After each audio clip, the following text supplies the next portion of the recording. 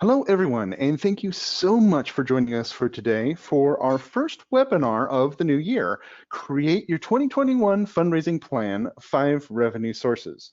With today's presentation, we hope to encourage and empower you to drive more revenue in 2021, even as we transition into a new normal. The strategies we're going to discuss today will help your nonprofit increase giving, boost engagement, and build community all year long. We will share online programs that'll help you grow your donor base, connect with the community, and boost giving, even if you aren't meeting face-to-face or hosting in-person events. You'll learn how to quickly put the strategies into action and maximize their use so that you can capture new donors and inspire long-term loyalty. This is going to be an exciting and truly informative discussion to help your 2021 planning. Now, before we get started, please note we welcome your participation and are here to answer your questions. So be sure to submit them into the questions box in your GoToWebinar control panel. We have fundraising experts behind the scenes to answer questions during the webinar and at the end when we hold an open Q&A session with our presenters for any additional questions. We hope you get a lot out of today's presentation. And as a quick reminder, we will be sending out the recording and slides to all our registrants afterwards. Now, today's webinar is presented by MobileCause. MobileCause understands the everyday challenges nonprofits face, constantly confronted with limited resources, yet still expected to expand your impact. You shouldn't have to face these challenges alone. And that's why MobileCause offers more than comprehensive fundraising software. We also provide one-on-one strategy from dedicated fundraising specialists and have the industry's best support team ready to provide assistance 24/7, so it's there when you need it most. At MobileCause, we're just as committed to your cause as you are, and together we can grow your nonprofit like never before. Now, let me introduce you to today's presenters. Christy Noel is the Vice President of Digital Marketing Services at MobileCause, where she is responsible for creating, driving, and delivering programs to help MobileCause customers advance their marketing and fundraising objectives. Christy is the former board chair of Girls on the Run of Los Angeles County and is the marketing director and dog foster for Noah's Bark Dog Rescue. Matthew Montoya is the Channel Marketing and Enablement Manager at Constant Contact. Matthew has helped over 13,000 small businesses and nonprofits better understand how email marketing can affect growth, what design and automation mean to their bottom line, and how to rethink their email marketing strategy to meet the demands of today's ever busier media-savvy audience. In his 17 years in marketing, he's worked on nearly every kind of marketing vehicle, including print, broadcast, social, web, and email marketing. From marketing director for several major newspapers to helping a nonprofit grow beyond expectations, and now for 8 years with Constant Contact, he's been on the front lines of today's marketing challenges. Now, I'm Scott Couch, and I'm the training manager at MobileCause. And our agenda today is full of expert strategies, insider insights, and useful takeaways for your 2021 annual plan.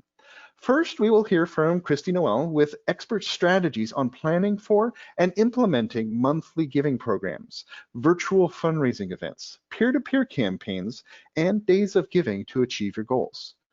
And then we'll hear from Matthew Montoya on how to expand your email list and database through email marketing and how to craft effective subject lines, layouts, and more. All right, before we begin discussing Create Your 2021 Fundraising Plan, 5 Revenue Sources, we do have a quick poll question for everyone. And that question is, do you have an annual fundraising plan in place for 2021? So let me go ahead and launch this poll here.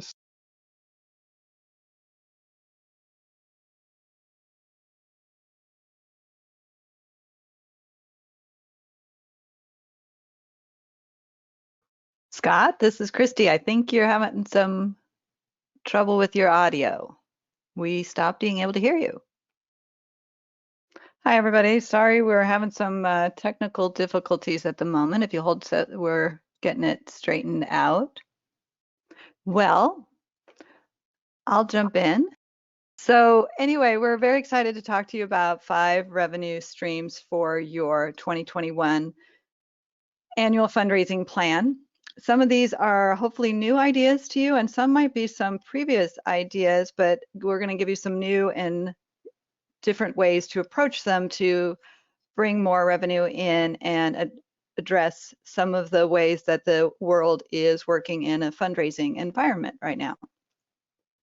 And our first tip of advice is, while most of the country is still unable to hold in-person events, and probably looks like that will be the case for the next few months at least, and maybe by the end of the year, we're hopeful that everybody will be able to hold in-person events again and be able to hold some of your annual galas and run walks and golf tournaments. But while we're transitioning into that aspect of our fundraising landscape, and as we still go through this transition, we recommend that you have a virtual and an online element to all of your fundraising plans. And so that includes taking some new steps towards hosting virtual events or making a virtual element of some of your existing campaigns. And even when you do have an in-person event, have a virtual element to it, and what we call a hybrid event. So some of the benefits that nonprofits have discovered by being in a virtual environment for the last 10 months, we'll want to continue to implement that, and even when there's a live in-person component, so that you can still have that reach to people who are outside of your zip code or are unable to attend your event that night, or maybe have some not able to get out, or if they're having any health issues and can't come, then you can still have some videos and some live streaming and involve them and get them to be not only to participate, but to donate and to be able to establish new donors and have much broader reach. We've discovered a lot of our nonprofit customers and clients have gone and been able to, with a virtual event, been able to reach out people who are in different states and different countries and really broaden their donor database. So plan for virtual and online strategies, and then for the near future, and then remain those components as you transition into more in-person and live events. Great. So revenue strategy number 1 is about monthly giving programs. And many of you might be saying, oh, Christy, I got this one. We already have recurring giving, and we have a great checkbox on our donation form, and people can donate on a recurring giving option. And I'd say that's awesome. But what I'm talking about today is being a little bit more aggressive in how you approach monthly and recurring giving programs. As you likely know, it's much better to get $100 over the course of 5 donations than $50 one time. And recurring donors do tend to give twice as much annually as those who give one-time gifts. So how can you make this a program that more people want to participate in? So absolutely encourage recurring giving at the time of donation. And by that, I do mean a little bit more than just making that an option. So one of the things you can do is, instead of making your donation form default to one time, to set it as a recurring gift, as an option. And another way to do this, which is very effective, is to create a prompt to turn a one-time gift into a recurring gift. And these prompts have shown to increase giving by 64%. Yet sadly, only 14% of organizations use them. And by what I mean by that is that when a donor goes to make a donation and they hit the donate button, then the prompt will pop up and say, hey, would you like to make this a monthly donation instead? And with MobileCause, this prompt, you can determine at what point it would show. So if somebody gives a large donation, you probably don't want to prompt them to make it a monthly donation. You'll be happily to take the $500 gift, let's say. And we also you could control at what percentage the original donation was. So it's not saying, hey, if you're giving a $20 donation, would you like to make it $20 a month? You might make it 60% of that. So it might be, you know, a smaller amount. Maybe instead of making $20 one time, maybe you'd like to make it, you know, $15 monthly or $12 monthly gift. And again, this is super effective, and people can just, with a one click, make that a recurring donation, or choose not to, and then keep it a one time for now. And it all gets triggered by the click on the donate button. So it's just a natural part of the donation process, and one click and they make it a monthly giving. If you are making monthly giving as part of an aggressive strategy, then there are some recommendations we make for a recurring giving campaign on your donation form. And one of those is to make sure that you have a call to action that it shows the impact of monthly giving. So, and what I really like is when you have a graphic representation of the impact. So on your donation form, showing what $10 a month, $40 a month, $75 a month, what those different amounts can do, and make it real clear that the additional impact that a higher gift amount can make. And that's really effective for donors to have that emotional connection of, well, I can feed one dog a month, or for a little bit more, I can feed 10 dogs a month. That's what, you know, I want to help more dogs. I want to help more people. I want to help more, get more water, whatever it is. So, and that's a really, and it also makes sure your donation form look really visual and very, very pretty. Giving amounts that are personalized for the donor segment. So this works really well if you have your donor segmented and you're driving donors to different landing pages or donation forms based upon their previous giving levels. And so then you can customize what the options are and have lower amounts for either new donors or first-time donors or people who are unfamiliar with your organization, and maybe have a different donation form that looks very similar. It could look exactly the same, but with different suggested amounts for long-time donors or for higher end donors. And then the ability to choose their recurring option as far as the frequency. So it can be weekly, it could be monthly, it could be quarterly, annually.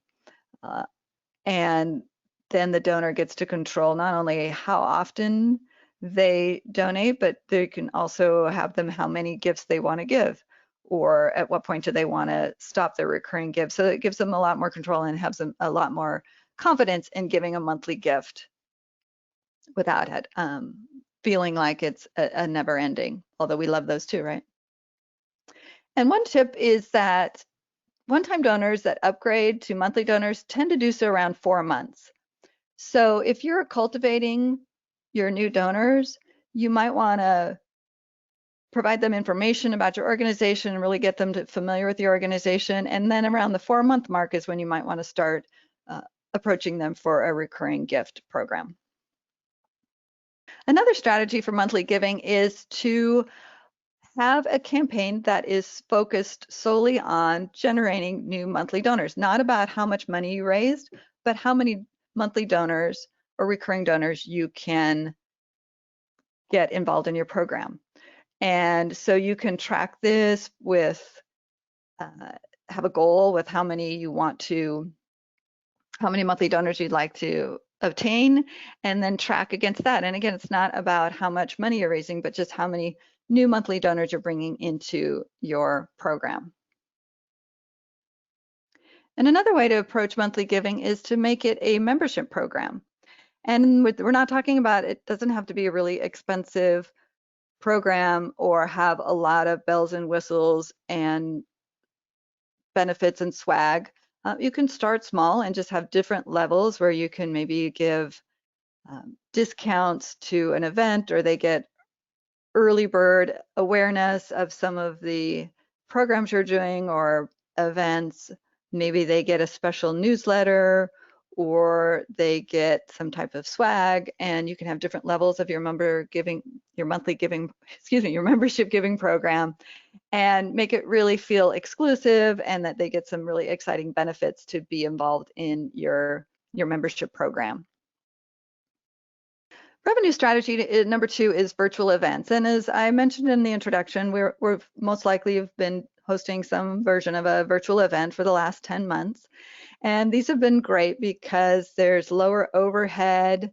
You're not spending the money that you would spend on a hotel ballroom and the food.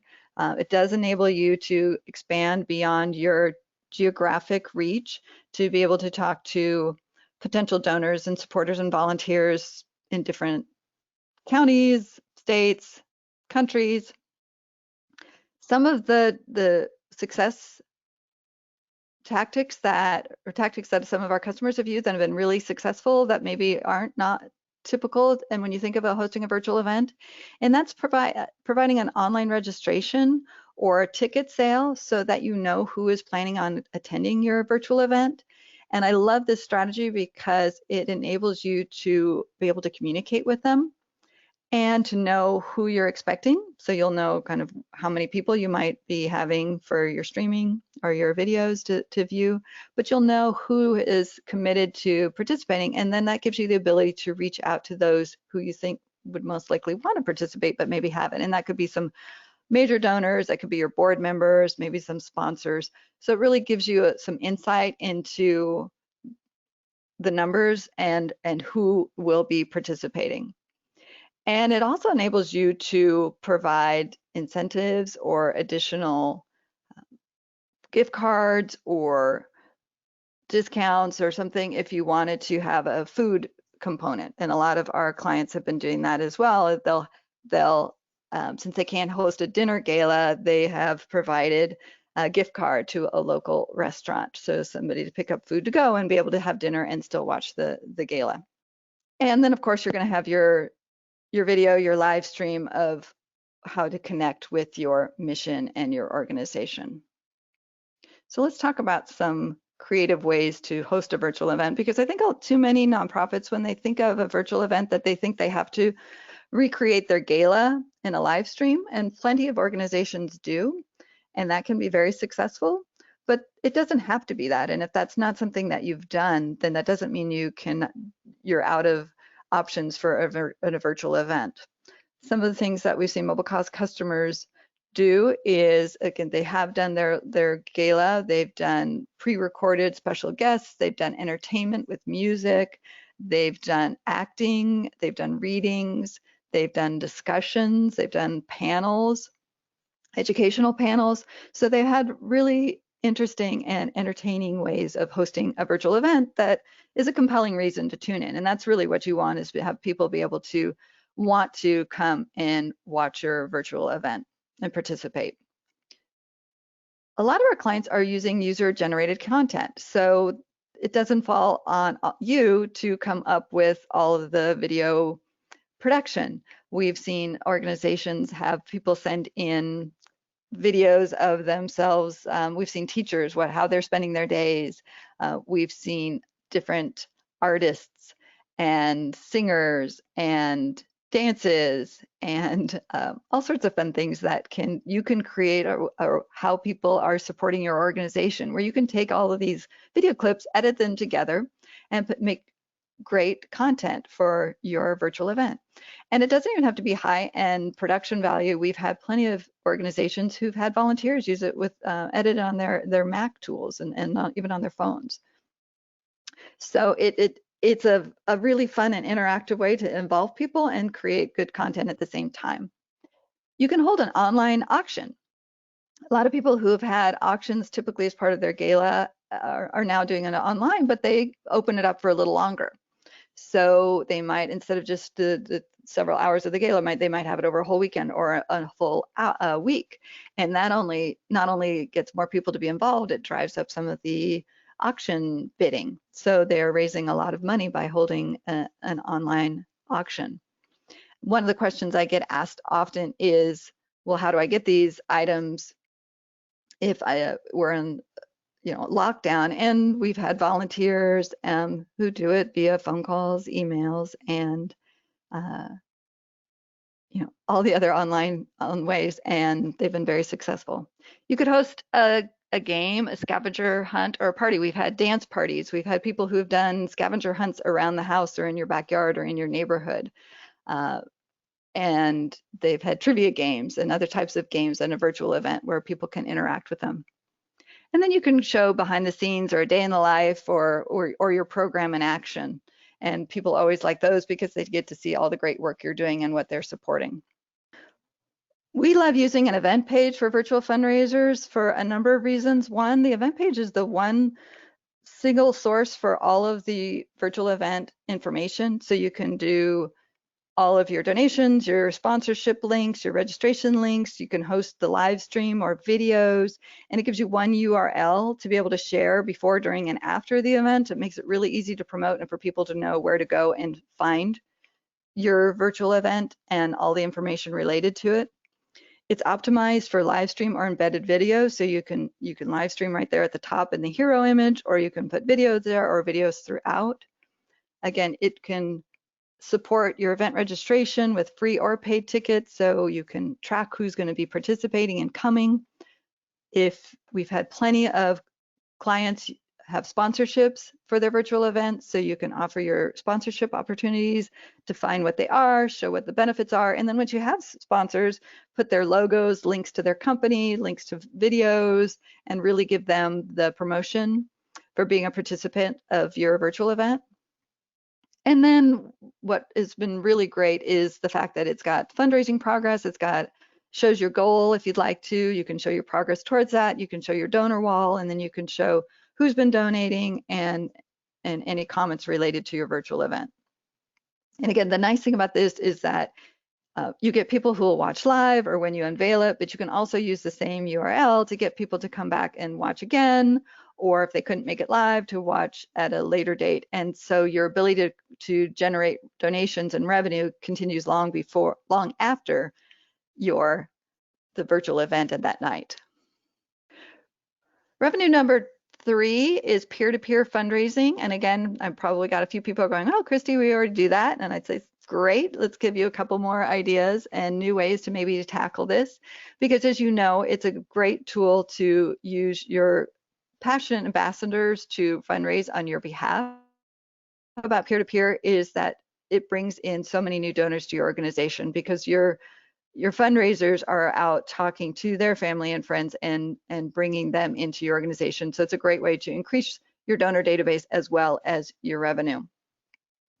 And the way to be successful with this is to really support your ambassadors. So by giving them email and text communications that they can send out, by incentives, by having little challenges. Again, it doesn't have to be just fundraising challenges and who raises the most money. It might be who has the most donors, who increases the number of donors on a weekly basis or a monthly basis, who increases their fundraising by a percentage or a number. Giving swag, doesn't even have to be money that you're spent. It could be who gets to name the new puppies that are born into the rescue group, or who gets to introduce your virtual event, something along those lines. You can have some fun with it. And we're seeing more and more of our customers who are holding a virtual event have a peer-to-peer fundraising element with it. And a lot of that has to do in relation to the theme of their virtual event. So we've seen people host Dancing with the Stars, and then they incorporate peer-to-peer into that because it becomes a voting contest. So instead of just normal donations on a peer-to-peer, their votes towards their favorite dancing couple becomes donations, and that's how you determine the winner. We've seen people who have done virtual events where there's cooking shows, but then each of the different chefs not only shared their favorite recipes and did a live cooking show, they were generating revenue by having people vote for their favorite chef and a peer-to-peer element, and that's a second part of the virtual event and their fundraising aspect. So bartenders, favorite dogs, there's a lot of ways that you can incorporate peer-to-peer into your campaign that isn't just necessarily people asking for donations. It's a fun way to make it by voting. You can encourage table hosts, even in a virtual environment, and certainly in an in-person environment, to fundraise and hold watch parties for virtual and to host their tables for an in-person event. And one of our clients did a really cool thing. They made Zoom virtual backgrounds for each of the table hosts. So if you bought a table, a seat on a table host, you got a specific Zoom background. So on the virtual event, you could see who was at your table, and I'm using air quote table, by all the different Zoom virtual backgrounds. So this is a strategy that can use whether it is in person or a virtual event. You'll want to get your board and your sponsors all involved. And as I mentioned, you can do a lot of crowdsourcing for peer-to-peer as well by getting guests and supporters to submit entries, whether that's a favorite pair of pajamas or cutest dog contest and things like that that can provide a campaign without having you have to be able to be in person or have a run walk. We've seen lots of virtual run walks too, so those work in a virtual environment as well.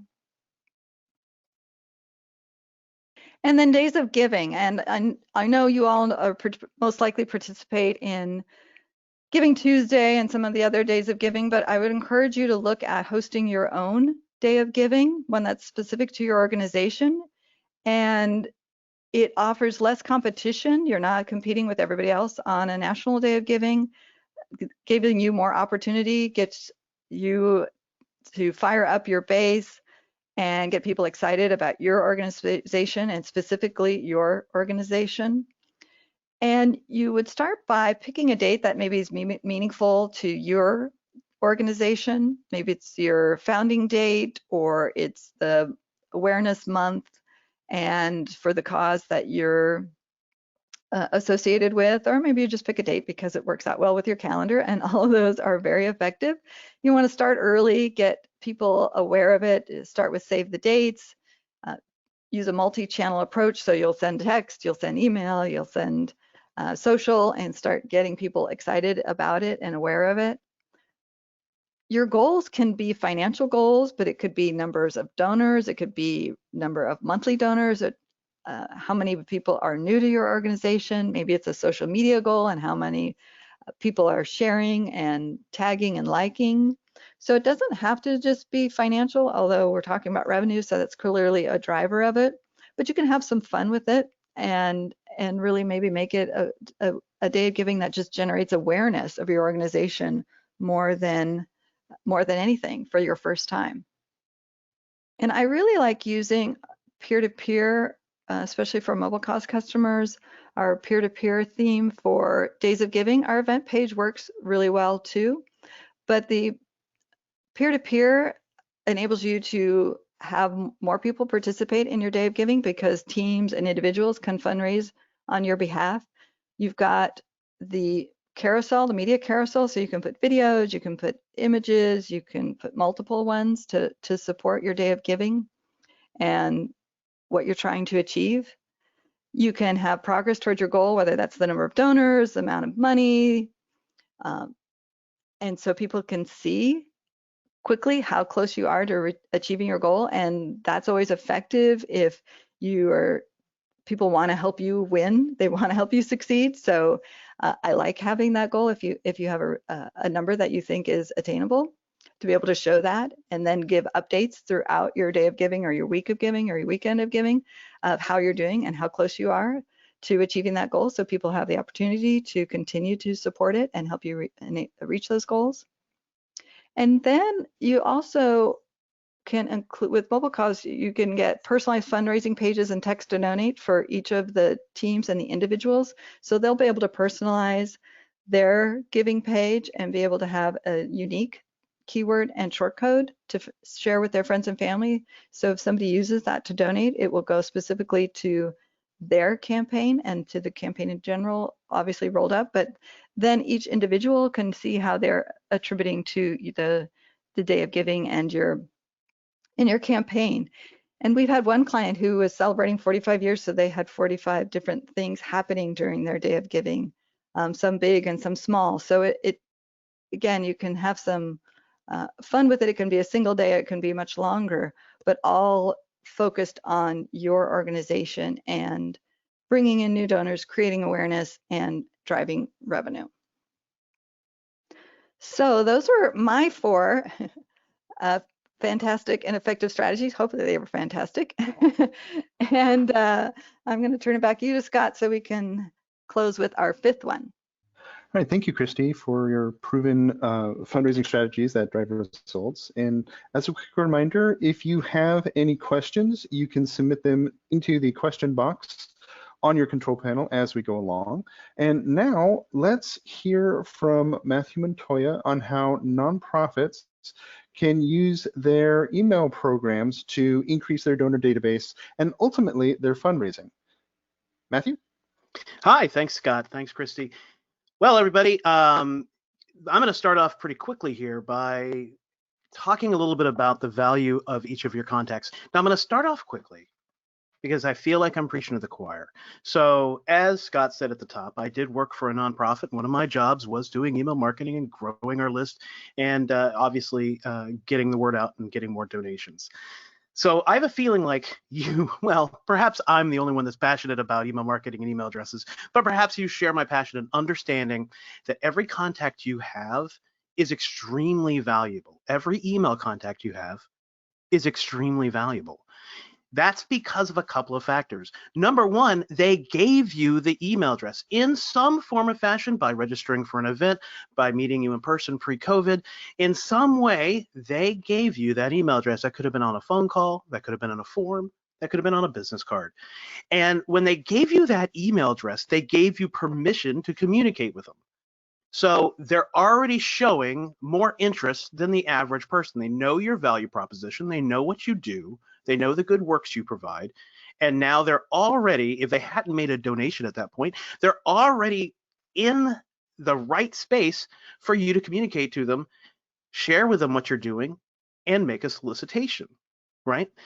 Because they showed that interest, they're sitting there waiting for you to reach out. Now, why did I start this off by saying I'm preaching to the choir? I bet you know that.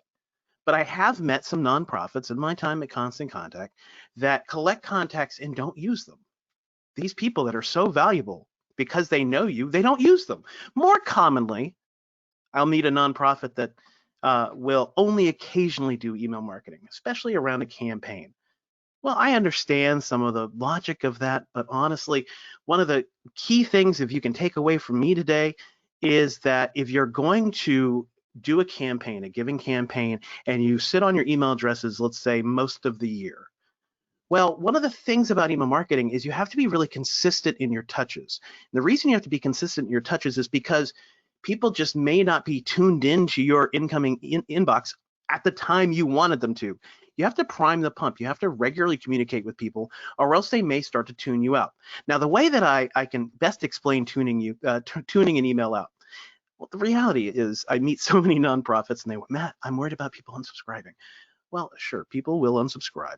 It happens, but not as often as you think. And that's not really the bigger concern. The bigger concern is the example I'm about to share with you, which is people will stop paying attention. I'd be willing to bet that there are emails in your inbox right now from organizations you have donated to, from organizations you care about, from businesses you've bought from, that you just don't see in your inbox anymore. And that's because they taught you that the emails are relevant. Now, in nonprofits, the way that you can quickly teach somebody the emails are relevant is because you don't consistently send. So make sure if you collect contacts, you actually email and use them. So before you can actually start emailing people, you have to collect them. And here's some strategies around collecting them. First, anything you do in person, and of course, in this day and age, in person means online, but any touches you have with people, whether that's on the front lines, on the phone, certainly a huge strategy, especially right now, is purposely hosting virtual events, including things like webinars like this, to collect email addresses, right? To make your appeal, collect email addresses and utilize them. You can, of course, use text to sign up on physical material so people can join your list. Basically, anytime someone that is most likely to be predisposed to be interested in your organization, anything they would see or touch, make sure you're soliciting for email addresses. My next tip is around social media. Now, going to go out again on a limb and say that I'm going to go on a limb and say, preaching to the choir here too, I'd be willing to bet most of you are probably doing social media. The thing with social media and email marketing is, of course, if you're not doing it, ask people for their email addresses on social media. Offer them through social media a taste of something they could get unique in your email marketing campaigns. Another strategy is share something valuable, some information, some knowledge on social media, and then explain that they can read the rest in an email. Do the opposite as well. Now, this isn't so much about list growth because they're already on your list, but make sure you're sharing your email on social media to show people the kind of value your email marketing, your email campaigns bring in. Run specific campaigns that start with email and go to social media. Just don't forget to ask for email addresses. Again, wherever you're interacting with people, ask for their email address, because the email can actually showcase a long-term relationship where social media can kind of be short-term. Now, once you have your list grown and you start email marketing, whether you're email marketing now, or if you're considering doing email marketing, whether you're using Constant Contact, those of you that are, thank you, or using something else, it's really important today to utilize design best practices. So my first tip, always use images. Images are extremely valuable in your email, and the reality is it's because of time. So the average email subscriber only spends anywhere between about 5 and 20 seconds with an email.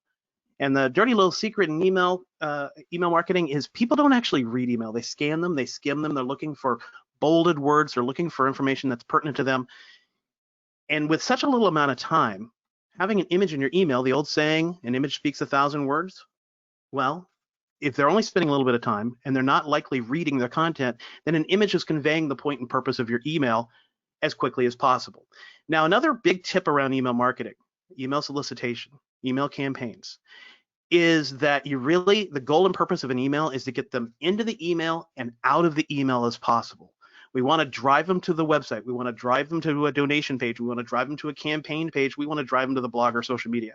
We want to get them there because, one, they don't want to spend much time in the email. Two, by driving them somewhere else, that's trackable. You get to learn who clicked on what. That helps you refine your campaigns in the future and also understand who is most likely to take the next step. And lastly, people don't actually make a donation decision, an attendance decision, an action decision in an email. They actually consider things more on the internet, on a form, on a web page. And the reason for that is because when they click, they've made a decision to commit to something. You're already starting to get them there by clicking. Now, around images, don't share too many, no more than 3, not including your logo, and never make an email 100% image because that's often a reason email ends in the spam folder. My next tip is be consistent in your colors. So something I unfortunately see quite a bit in nonprofits is organizations that change the look and feel of every single email, particularly with color. And I'll ask them, why are you doing that? And they go, oh, well, we just want it to be fun and free and, be interesting. Well, the problem is that you're actually confusing your audience, because when people spend such a little amount of time in an email, one thing we want to establish the second they open it is the connection to your brand. And the connection to your brand is most established by color. Color represents brand recognition by 80%. So be consistent with your color. Celebrate the campaign with the content and the images. Don't change your colors. Be consistent in your colors across email, social, and beyond. The biggest tip, make sure you're mobile ready. Make sure your email is not only mobile friendly, meaning it's going to redesign itself, mobile responsive, but mobile ready, meaning design it understanding most people will probably open an email on a mobile device. So that goes back into the strategies I just shared. Keeping your image count low keeps your email shorter and more simple, but also make sure to understand that because people are spending such a little amount of time in the email, you want to keep it short. So let's talk about that. My next tip is keep it succinct, meaning, and this is, well, how am I going to say this to you? I love nonprofits. I have nonprofit, as I said, I worked for a nonprofit for 4 years. I understand the passion it takes to work at a nonprofit. I'm saying this from the bottom of my heart, not to all of you, but to some of you. One thing I see consistently in nonprofits is emails that are much too long and complicated. Now, I understand some of you have unique models where maybe that will work, but I'd certainly suggest experimenting with making your email short, simple, no more than 3 images, no more than 3 calls to action, no more than a couple of maybe 20 lines of text. The reason for that is because people inherently want to spend such a short amount of time on in the email itself. Carry more content on the web. When an email has too much to look at, people decide to look at nothing. When you give them too many options to click on, they ultimately click on nothing. So let's break that down. Dependent on the campaign, as I said, you want to try to strive to 3 links or less, 3 calls to action or less. As you increase the number of things people have to look at, they're less inclined to do them. You overwhelm people. And I'll go ahead and imagine you probably do this too. If you open an email on a mobile device, if it's not from a friend or a loved one, maybe a coworker, but from an organization, one of the first things you probably do is open it and scroll through it really quickly. And if the email's going and going and going, well, you're already starting to disengage from the content, right? And the reality of somebody sitting back and reading a multi-page, multi-scroll email on a mobile device is pretty slim. So if your campaign, if you're doing an annual campaign, it's a really big deal. It's a cornerstone event for your organization. If you took some of Christy's advice earlier about maybe having your own celebrated Giving Tuesday type event, regardless, if it's a big event, maybe you just have that one thing in your email with only one call to action, register now or donate here. The more important the campaign, the less you actually put in the email. Now, no one's going to see your campaign unless they open the email. Now, the other thing I see a lot in nonprofits is that they think the open rate is the end-all be-all metric of success. Unfortunately, it's not. Open rate tells you a couple of things. It tells you the email was delivered, and it tells you your subject line worked or didn't, but it doesn't actually tell you the most important metric. Now, on open rate, as I said, one thing that drives open rate is your subject line. I'll give you a couple of my favorite tips around subject lines. Try to include the words you or your in your subject line. That's a powerful way to draw your audience into your content. Try utilizing numbered content, meaning 3 tips, 5 ways, 7 ideas. You have to make sure your content's numbered, but that's a really powerful way to get more opens. And try personalizing your subject line. So with a tool like Constant Contact, you can actually have somebody's name appear in the subject line. But the open rate, as I said, isn't the end-all be-all metric because open rate has lots of false positives, lots of false negatives.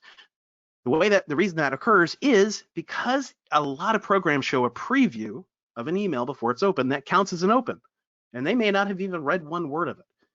In fact, if you really think about it, open rate doesn't prove they read anything. They could have opened it, read every single word, but because they didn't click, we don't know that they read it. No, the metric we must focus on is the click rate. Clicks prove the email was delivered, proves it was opened, and shows you exactly what people find of value. Make sure you're consistently focusing on your click-through rate, and make sure you're paying attention to who clicks on what. With a tool like Constant Contact, you can actually segment people by the click, meaning that the second they click, you can actually have them copied into a different list. That way you could follow up easily with them about that kind of content. Make sure to focus on the clicks. And the reason why I talk to you about keeping your emails succinct and not giving people too many options is that's going to help you increase your click rate. My next tip is to make sure that anybody that did open it, that didn't open it the first time, make sure to turn on a resend to non-openers option if your tool offers it. Constant Contact does. What this does is it, as the name suggests, automatically resend the email to anyone that didn't open it in the first place, in the first send.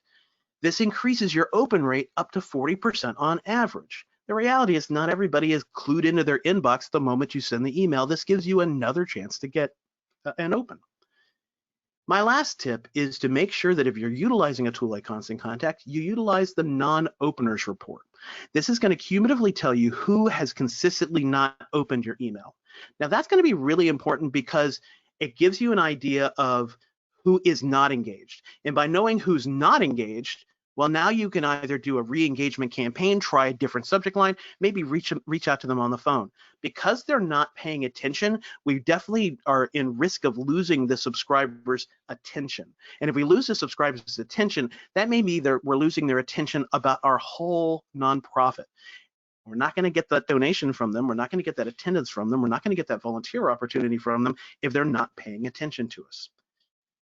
Now, if I'm happy to talk about this next tip, which is connect your Constant Contact account to your Mobile Cause account.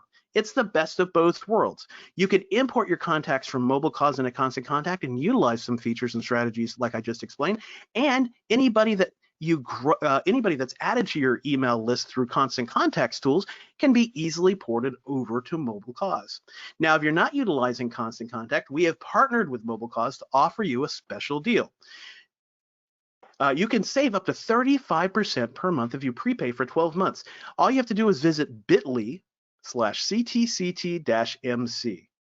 And now I'll throw it back to you, Scott.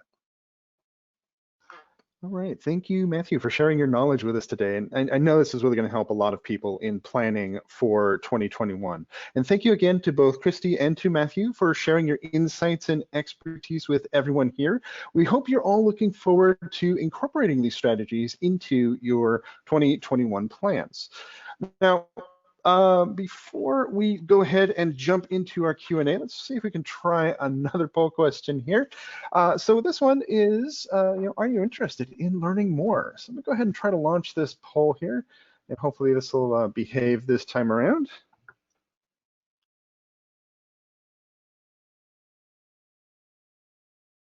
Scott, I don't know if you're talking, but we cannot hear you again. Well, I think we've identified what's causing the hangups. So I'm going to close the poll, and hopefully we'll get Scott back. And until we do, Matthew, we got a couple of questions that came in related to email, if we can ask you. Please. Do you recommend moving away from newsletters since those are longer and have many links? You know, I love that question. Thank you for asking it. First, let me kind of break down at least the way we look at newsletters at Constant Contact. An email is a newsletter. An email campaign for giving is an email. They're all just emails. What you call it in kind of the model, just to be clear, like I see this so often in nonprofits. So should we stop sending newsletters? No, you really should continue to share news. You should continue to share knowledge. You should continue to share updates. That's one way that you can keep people engaged, so that when you do a giving campaign, they're clued in, right? Because the reality is not everybody is in the moment to make a donation the second you ask. Right? They may not have the ability to at that moment in their life. It just may not be the right time. And so you want to keep them connected to you consistently, so when the moment's right, they're ready and you're ready.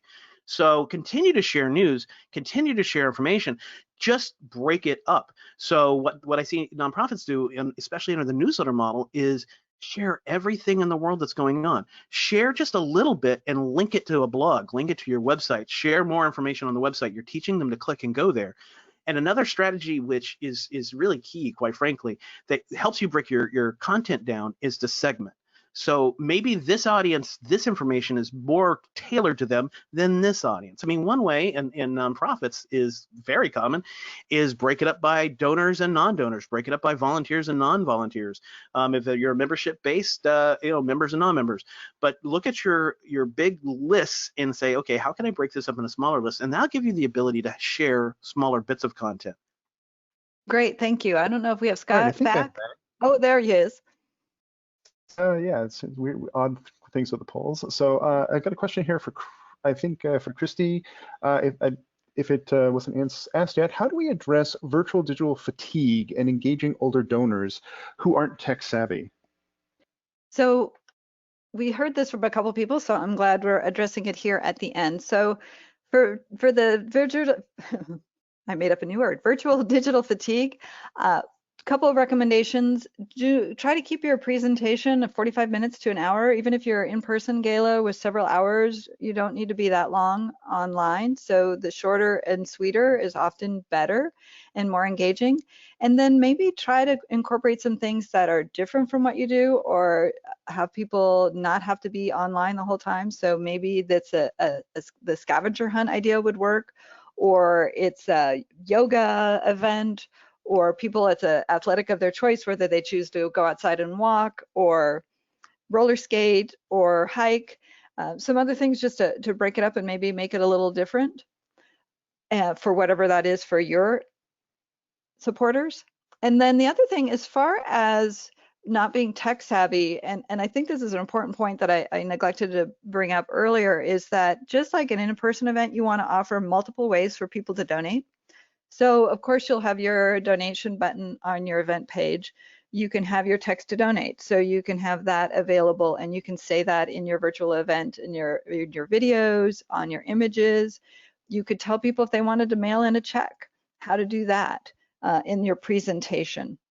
If you have other ways for people to give, then you want to, offer all of those abilities and make it easy. Maybe you put the address up on the screen so that they can send a check easily if giving online is of concern. So the more options you get, the more donations you'll get. All right, great. So next question here is for Matthew. Do you have any tips for email images during COVID? Without in-person events, we don't have much new in terms of images in the last 10 months, and there's only so many times you can use a Zoom meeting screenshot. So any advice? Yeah, my favorite advice is when I see some nonprofit customers at Constant Contact do, which is turn this into, almost gamify it. So, solicit for images from your membership base or from your subscriber base or your social media followers. Get them to contribute images, and you have to be clear you're going to be using this in your email campaign. And it's a fun way to get people to be interactive with you. Another tip, I'm probably going to get some eye rolls and groans, but stock images are you really, a lot of organizations are doing it right now for that reason. If you are a Constant Contact customer, when you insert an image, we do offer free stock images through Constant Contact. You can actually just click a button and there's stock images for you right there for free. Don't be ashamed. Just make sure that the stock image is obviously lined up with your message. And if you can, people, just as just a tip around email marketing, people love pictures of people. You'll get more engagement with a picture of a person, a face, and make sure whatever you do, include an image of some sort, because images get that high click-through rate because they're so big and easy to click on a mobile device. All right, so let's see, we have people, if you want to, who have email questions and Constant Contact questions, we will share those directly with Constant Contact for a direct response for you. And let me see, I'm thinking at the time, might be able to get one more in here, Christy. Question is, I'm hesitant to plan for a virtual event. What if I'm able to safely host an in-person event? Then what? Fair enough. So I would say you definitely want to have a virtual element, even if you can do in person. And that way, if you have to pivot at the last minute, you're already prepared. And then you still can incorporate anybody who cannot attend your in-person event by sharing them with them virtually. And that doesn't necessarily mean you have to live stream your in-person event, but maybe you share highlight videos or behind the scenes, or the keynote speaker gets live streamed, or some element to draw people in who can't be there. And as I said, again, and if you have to pivot, then at least you're already set with your virtual components if for some reason you're not able to do it in person at the last minute. All right, thank you so much. And now we've come to the conclusion of our Q&A. So before we leave, if you're interested in discovering how MobileCause can help maximize your fundraising efforts, please fill out our post-webinar survey. Thank you again for attending today, and best of luck in your annual planning. Bye-bye, everyone.